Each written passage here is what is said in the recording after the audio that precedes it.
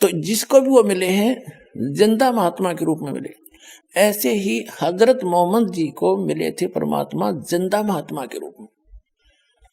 और हजरत मोहम्मद जी को यहाँ इस एक ब्रह्मांड के अंदर परमात्मा ने अपना मिनी सतलोक बना रखा है। जैसे प्रत्येक देश का प्रत्येक देश में एक राजदूत भवन होता है, तो इसमें ले गए थे हजरत मोहम्मद को, वहां समझाने की चेष्टा की, पर नीचे इनके बहुत अनुयायी हो गए थे, यहाँ उनकी खूब प्रभुता हो गई थी। वो परमात्मा अल्लाहू अकबर कहते हम मोहम्मद को वहां ले गए उस सूक्ष्म वेद में, गॉड की अपने मुख से बोले हुए अमृत तत्व ज्ञान में परमात्मा ने अल्लाहू अकबर ने कबीर भगवान ने बोला है हम मोहम्मद को वहां ले गए, इच्छा रूपी वहां नहीं रहो।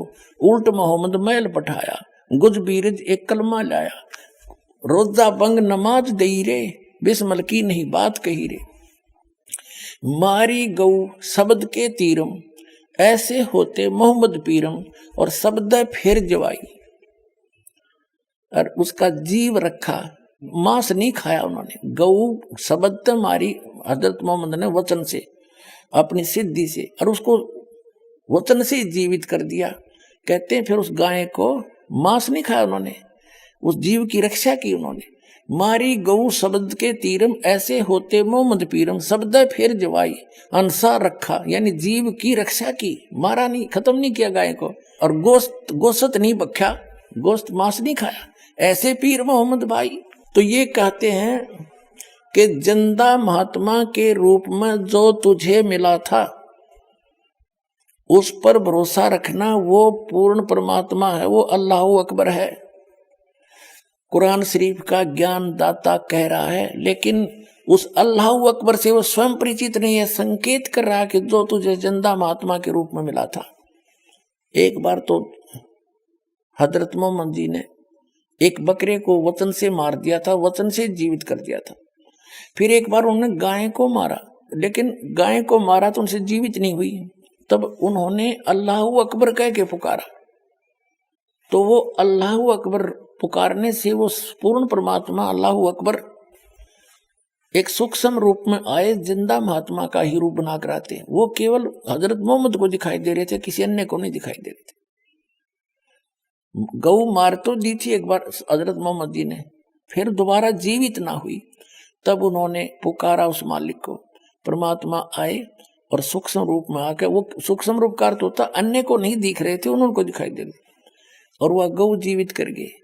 तब कहते हैं जब हम मोहम्मद याद किया रे और शब्द स्वरूपी सूक्ष्म रूप में हम वेग गया रे, तुरंत गया, और मुई गऊ हमने तुरंत जिवाई, जब मोहम्मद का निश्चय आई, तुम कबीर अल्लाह दरवेशा, और मोहम्मद का जब गया अंदेशा।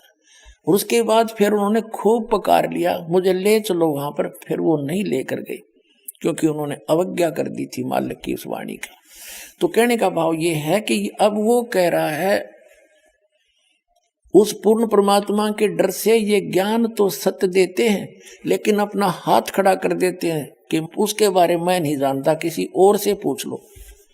ऐसे ही श्रीमद् भगवद गीता अध्याय नंबर 4 के श्लोक नंबर 34 में गीता ज्ञान दाता यही है जो कुरान शरीफ का ज्ञान दाता है। वो कह रहा है कि वो तत्व ज्ञान के अंदर उस पूर्ण परमात्मा की कंप्लीट जानकारी है, पूर्ण जानकारी। उस तत्व ज्ञान को किसी तत्वदर्शी संतों के पास जाकर पूछ, गीता ज्ञान दाता कहता मैं नहीं जानता। यजुर्वेद अध्याय नंबर 40 के मंत्र नंबर 10 में भी स्पष्ट कर दिया है, वही वेद ज्ञान दाता भी वही है जो कुरान शरीफ का ज्ञान दाता है। वो कहता है कि परमात्मा को कोई तो शंभुआत्मा ने जन्म लेकर रामकृष्ण के रूप में अवतार धार के आना मानते हैं, कुछ उसको वो जन्म नहीं लेता जन्मा मानते हैं।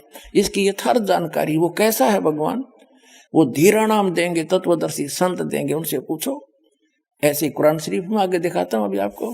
तो वो तत्वदर्शी संत, वो तत्व ज्ञान वो परमात्मा ही बता कर जाता है, या फिर अपना नबी भेजता है। वो नबी ये दास है, अंतिम नबी, अंतिम पैगंबर, अंतिम उस परमात्मा का भेजा हुआ उनका दास, और पूरे विश्व का कल्याण होगा, मान जाएंगे दास की बात।